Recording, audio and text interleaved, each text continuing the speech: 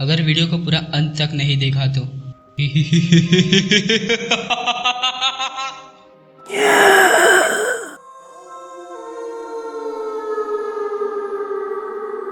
Story 1। I miss you Ben. Henry नाम का 13 साल का लड़का अपने माँ से पूछ रहा है, मम्मी बेन भैया कहाँ पर है। उसकी माँ कहती है, बेन का ब्रेन कंडीशन ठीक नहीं है ना बेटा, इसलिए उसे मेंटल हॉस्पिटल में ट्रीटमेंट दे रहे हैं। हेनरी पूछता है, भैया को घर ले आओ ना। उसकी माँ कहती है, बेन को हमने कई चांसेस दिए हैं, जब भी वो घर पे आता है उससे कोई गलती हो जाती है। एक बार हमारे पड़ोसी वाले का बिल्ली का आँख निकाल दिया, एक पालने वाले कुत्ते का पूंछ काट दिया और हमारे सामने रहने वाली दादी माँ की दवाइयों के बदले में स्लीपिंग टैबलेट्स रख दिया। उसके वजह से नुकसान बहुत ज़्यादा हो रहा है, इसीलिए बेन को मेंटल हॉस्पिटल में ट्रीटमेंट दे रहे हैं। बेन के लिए तुम फिक्र मत होना, वो ठीक हो जाएगा। ऐसे कहते हुए उसकी मम्मी वहाँ से चला गई। उस समय पर हेनरी दुख के साथ आईने के पास जाकर ऐसे कहता है, आई मिस यू बेन। तुम घर पे ना रहने की वजह से मुझे सबके सामने अच्छा लड़का बनकर रहना पड़ रहा है। मतलब सारे बुरे काम हेनरी कर रहा था और अपने भाई बेन को फंसा दिया। स्टोरी 2। Red ice. एक दिन जेम्स नाम का टूरिस्ट 5 स्टार होटल गया था। होटल की रिसेप्शनिस्ट ने उसे रूम नंबर 306 दिया और कहा, तुम इस होटल में कहीं पर भी जाओ, लेकिन रूम नंबर 309 के पास मत जाना, जो तुम्हारे फ्लोर के कॉर्नर में है। जेम्स के मन में क्यूरियोसिटी बढ़ गया और रूम नंबर 309 के पास जाकर देखा कि अंदर क्या है। उस रूम में वाइट कलर की ड्रेस पहनकर एक लड़की पीछे की तरफ मुड़ी थी। उसका स्किन बहुत ज़्यादा गोरा और बाल पागलों की तरह खुला हुआ था। जेम्स ने उसे इग्नोर किया और रात को डिनर के लिए नीचे गया। रिसेप्शनिस्ट ने उसे फिर से कहा, वो रूम के पास भी मत जाना। रिसेप्शनिस्ट ये चीज़ को बार बार क्यों कह रही है, क्या होगा उस रूम में। ऐसे सोचते हुए जेम्स का क्यूरियोसिटी और बढ़ गया। फिर से उस रूम के पास जाकर की होल से रूम के अंदर देखा, लेकिन इस बार उसे कुछ नहीं दिखा।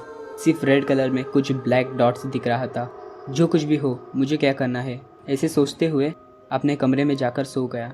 सुबह हुआ, जेम्स ब्रेकफास्ट करने नीचे गया। रिसेप्शनिस्ट ने फिर से वही कहा। जेम्स को गुस्सा आकर उससे पूछा कि क्या है उस कमरे में।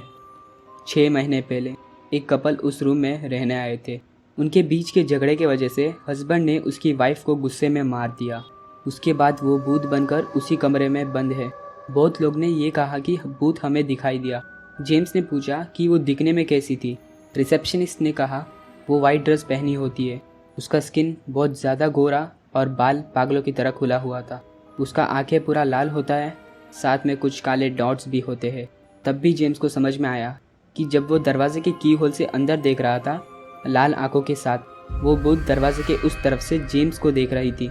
जेम्स अपने रूम से बिना लगेज लिए होटल के नीचे से ही भाग गया। स्टोरी 3। कैंडल को हॉरर शो। सोफिया नाम की एक छोटी लड़की रोज रात को 30 मिनट तक एक टीवी शो देखती थी। ये एक पायरेट टीवी शो था जिसमें डरावनी चीज़ें दिखाते थे। उसे शो देखने में बहुत डर लगता था, लेकिन वो डरते हुए रोज पूरा शो देखती थी। रेगुलरली टीवी शो देखते हुए सोफिया बड़ी हो गई। उसके बाद वो शो टीवी पे आना बंद हो गया। उसके वजह से सोफिया को सोने के समय बहुत डिस्टर्ब होता था। उसके सपने में बार बार वो डरावना टीवी प्रोग्राम याद आती थी।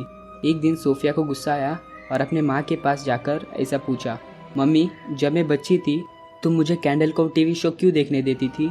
सोफिया की माँ कहती है, क्या अभी तक तुम्हारा पागलपन उतरा नहीं। बचपन में जब तुम स्कूल से वापस आई करती थी, तुम बैग फेंक कर बिना जगह से हिले 30 मिनट तक एक बंद टीवी को देखा करती थी। और जब मैं पूछा कि तुम क्या देख रहे हो, तुम कहती थी मैं कैंडल को टीवी शो देख रही हूँ।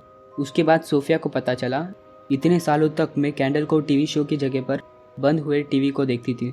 क्या पूरा शो मेरा हेलुसिनेशन था। स्टोरी 4। Little finger. एक रात को एक कपल का झगड़ा होता है, जहाँ पर हस्बैंड गुस्से में उसकी वाइफ को मार देता है। एक बड़े झाड़ के नीचे उसकी वाइफ की बॉडी को दफनाते समय गलती से क्रोबार लगकर बॉडी का लिटिल फिंगर कट हो गया।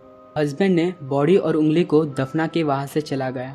कुछ महीने बाद रात के समय पर हस्बैंड सेम रूट से दूसरे गांव जाते समय उसकी गाड़ी वो बड़े झाड़ के पास रुक गई। उसके बाद गाड़ी से उतर के चलते समय उसे एक टी स्टॉल दिखाई दिया। वहां जाकर एक टी ऑर्डर किया। स्टॉल में एक बूढ़ा आदमी बैठा हुआ था और उसने कहा, लक्ष्मी एक स्पेशल टी लाना। एक खूबसूरत लड़की इसे टी ला कर दी, लेकिन उस लड़की को लिटिल फिंगर नहीं था। ये हस्बैंड ने लड़की को देखकर कहा, आपके लिटिल फिंगर को क्या हुआ? लड़की ने कुछ नहीं बोला। इसने फिर से लड़की से पूछा, आपके उंगली को क्या हुआ? लेकिन लड़की ने इस बार भी मुंह नहीं खोला। फिर से इसने पूछा, तुम्हारी उंगली को क्या हुआ? तेरे वजह से, तेरे वजह से। ऐसे कहते हुए उसका गला दबाकर मार दिया। Story 5, the Hunter. एक दिन शिकारी शिकार करने जंगल में गया। उसे शिकार करने कोई जानवर मिल नहीं रहा था। जानवरों को ढूंढते शिकारी जंगल के और अंदर गया। उसके शिकार करने के बाद शाम हुआ। वहाँ के पेड़ों के वजह से शिकारी अपना घर का रास्ता भूल चुका था। जंगल से बाहर निकलने का रास्ता ढूंढते ढूंढते उसे एक लकड़ी का बना हुआ घर मिला। घर के अंदर जाने पर उसे घर के बीचों बीच सोने के लिए बेड मिला। घर पे कोई ना रहने की वजह से शिकारी ने सोचा कि आज रात मैं यहाँ सो जाता हूँ। यदि सुबह घर का मालिक आया तो मैं उससे माफ़ी मांग लूँगा। ऐसे सोचते हुए बेड पे लेट गया। पूरा रूम में डरावने फ़ोटो फ्रेम्स और पिक्चर्स लगा हुआ था। शिकारी को वहाँ सोने में बहुत दिक्कत हो रही थी। पूरे रात डरते डरते वो वहाँ सो गया। सुबह हुआ। जब उसके आंखें खुली वो हैरान हो गया और डर के मारे कांपने लग गया, क्योंकि उस घर में कोई फ़ोटो फ्रेम्स नहीं थी। सब खुले हुए विंडोज़ थे। मतलब रात को जो फ़ोटोज़ उसने देखे थे वो सब भूत थे। Story 6, Liza story. एक समय पर एक छोटी लड़की को इमेजिनरी फ्रेंड थी जिसका नाम स्कारलेट था। कोई स्कारलेट को देख या सुन नहीं सकता था सिवाय वो लड़की के। वो छोटी लड़की हमेशा स्कारलेट से बातें करती रहती है, इसीलिए सब लोग उसे पागल समझते थे। एक दिन उस लड़की ने स्कारलेट को स्कूल ले जाकर अपने टीचर को इंट्रोड्यूस करवाया। टीचर बहुत गुस्से में हो गई और उसे पागल कहते हुए डांट कर पनिशमेंट दिया। उसके बाद टीचर कभी स्कूल वापस नहीं आई। किसी को नहीं पता कि क्या हुआ। कुछ दिनों के बाद एक रात उस लड़की के पापा ने उसे बहुत डांटा, क्योंकि वो सोने के समय पर अपने आप में बातें करती रहती थी। उसके बाद उसके पापा भी गायब हो गए। कुछ दिनों बाद लड़की के माँ ने उसके ड्राइंग्स देखा। उन ड्राइंग्स में लड़की के पापा और टीचर को ज़मीन के नीचे दफनाया गया है और ये ड्राइंग्स वो इंसिडेंट होने से पहले ही लड़की बना चुकी थी। Story 7, women smiles. रात को 1:01 हो रहा है।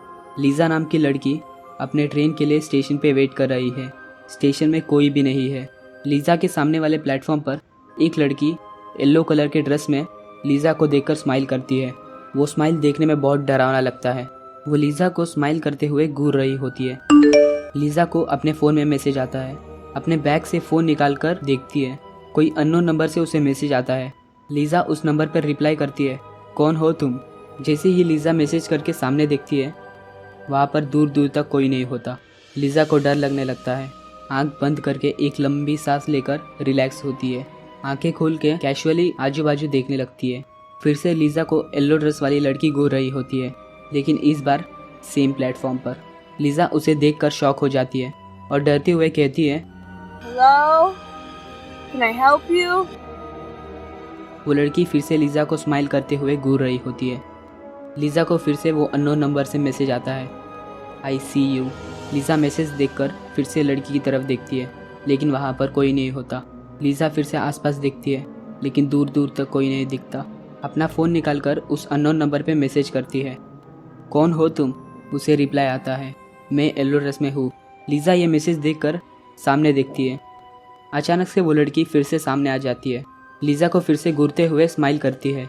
लीजा उस लड़की को पूछती है, तुम्हें क्या चाहिए? लीजा की तरफ उंगली उठता है। लीजा उसे देखकर भागने लगती है। वो लड़की अचानक से सामने आकर लीजा को पकड़ लेती है। उसके बाद मुझे भी नहीं पता क्या हुआ। अभी वीडियो यहाँ ख़त्म नहीं हुआ है मेरे दोस्त। आपको एक बोनस हॉरर स्टोरी बताना चाहता हूँ। The last man on earth sat alone in a room. There was a knock on the door. दुनिया का आखिरी इंसान अकेला रूम में बैठा हुआ है। दरवाजे को किसी ने नॉक किया। ये स्टोरी का नाम नॉक है, जो दुनिया का सबसे शॉर्ट हॉरर स्टोरीज में से एक है।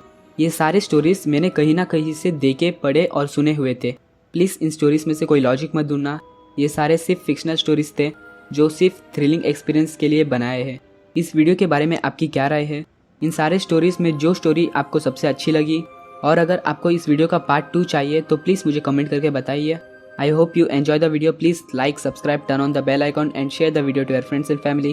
Keep smiling, love your parents, respect your nation, and the most important, take care of yourselves. Thank you so much for watching till the very end. This is Shadow Ash. Meet you in the next video. Until then, goodbye. Bye.